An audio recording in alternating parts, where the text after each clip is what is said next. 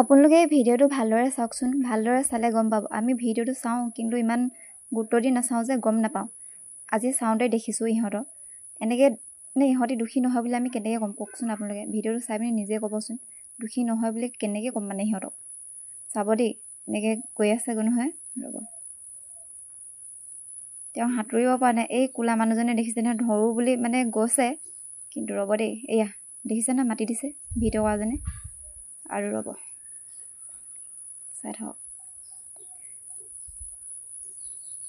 এয়া আঙুলিটো দেখাইছে, ছাকচেছফুল। কি ভিডিঅ'টো আগতে বহুবাৰ চালোঁ কিন্তু ইমান গুৰুত্ব দি চোৱা নাছিলোঁ, গম পোৱা নাছিলোঁ।